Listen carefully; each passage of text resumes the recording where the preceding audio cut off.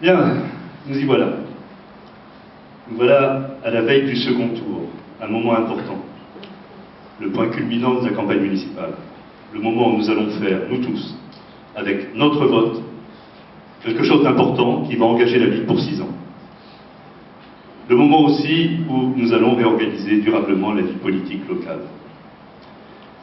J'ai lu ici ou là, et ce n'est pas sous la plume de mes camarades, que pas une voix ne doit manquer dimanche à la gauche. Eh bien, je suis d'accord. Pas une voix ne doit manquer dimanche à la gauche.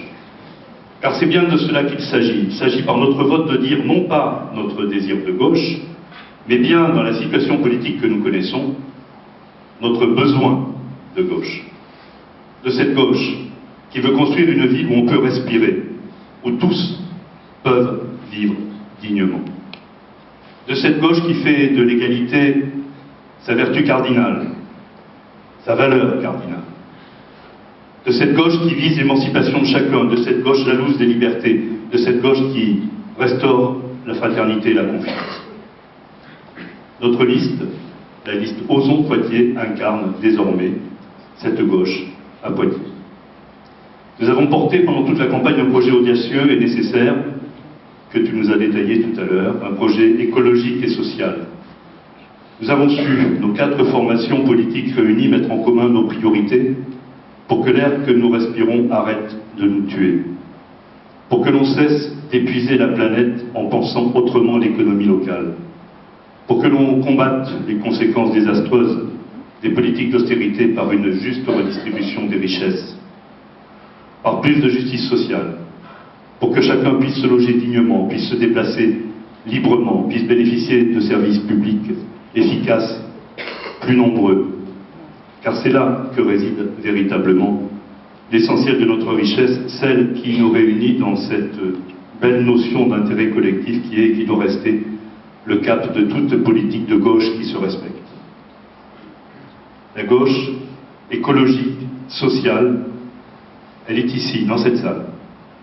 Elle n'est pas ailleurs. Elle n'est pas chez ceux qui soutiennent les grands projets inutiles comme la LGV ou Notre-Dame-des-Landes. Elle n'est pas chez ceux qui privatisent, qui ne pensent qu'en termes de partenariat avec les entreprises privées, allant même jusqu'à soumettre la culture au commerce comme ils veulent le faire avec le théâtre. Elle n'est pas non plus du côté de ceux qui dépensent 40 millions pour un viaduc, quand on pouvait n'en dépenser que 4, et mettre l'économie ainsi générée au service d'une politique de transport digne de ce nom, répondant véritablement à l'urgence écologique. La gauche, émancipatrice, qui sait le prix de l'implication citoyenne, est ici, avec nous. Elle n'est pas ailleurs. Elle n'est plus chez ceux qui définissent la fonction de maire comme celui qui protège, celui qui sait décider seul, ou dans l'entre-soi. La gauche affirme sa volonté de co-construire, de consulter, de faire participer le citoyen aux décisions.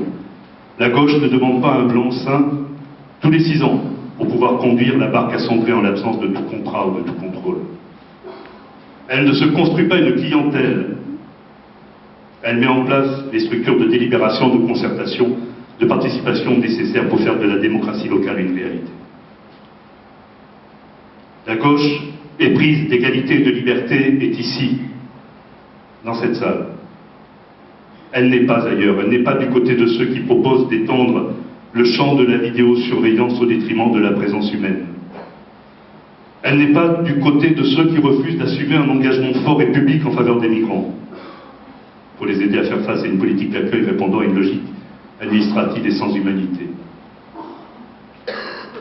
Elle n'est pas non plus du côté de ceux qui transforment le centre de la ville en zone réservée au luxe, à la gentry, en bannissent la vraie vie et l'échange en ouvrant un boulevard aux promoteurs qui ne pensent qu'en termes d'appartements à 3 600 € le mètre carré ou en termes d'enseignes commerciales huppées. Le printemps transformé, le théâtre saccagé confisqué, les hôtels de luxe s'étalent sur un espace minéral qu'il nous faut reconquérir et revivifier. La liste Ozon Poitiers a obtenu plus de 15% des voix dans un contexte de montée du Front National, de progression de l'abstention. Quand le maire sortant se voit forcément désavoué en perdant plus de 18 points, et que la droite ne convainc pas. La dynamique, elle est chez nous. Nous avons réuni sur notre proposition un véritable vote d'adhésion. On veut vous faire croire que le scrutin se joue ailleurs, entre les grands dinosaures du PS et de l'UMP. Le vote de dimanche dernier a montré leur usure, leur épuisement à imaginer autre chose que de vieilles recettes, leur impuissance à convaincre face à l'échec des politiques nationales dont ils partagent la responsabilité. Alain Claes, lui-même, reste aveugle et sourd à ce que ce scrutin signifie. Il a choisi de garder jusqu'au bout la posture du baron local qui multiplie les mandats, argumente sur ses qualités propres, est incapable de reconnaître l'exigence de gauche qui vient de s'exprimer par l'intermédiaire de notre liste. Il a même fait tomber le masque hier en plein débat, à la radio, en s'offusquant face à son adjointe rebelle, Christiane. Qu'on aille au bout d'un mandat électif alors que l'on conteste son autorité. Comment? Vous acceptez les indemnités que je vous donne et vous me contestez, dit le monarque, qui pense l'argent public comme sa propre bourse et ne sait concevoir qu'on aille au bout d'un engagement personnel, lui qui ne respecte pas les siens. Bravo!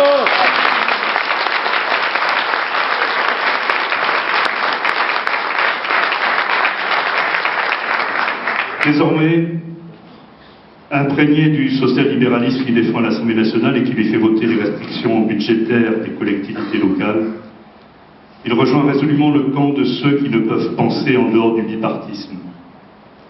Toute gauche hors PS devient extrême. Quant à l'écologie, ce n'est pas pour lui une façon de penser l'économie ou la société, c'est tout au plus une couleur que peuvent incarner un ou deux individus qui disent aimer la nature. Il n'est pas question d'essayer de lui ouvrir les yeux, ni à tous ceux qui restent aveugles et sourds à l'évolution nécessaire de la vie politique. Nous avons mieux à faire. Osons Poitiers est devenu une part de l'avenir de Poitiers. Dimanche dernier, nous avons ouvert la porte. Dimanche prochain, il faut le faire à deux battants et faire entrer une grande bouffée d'air frais.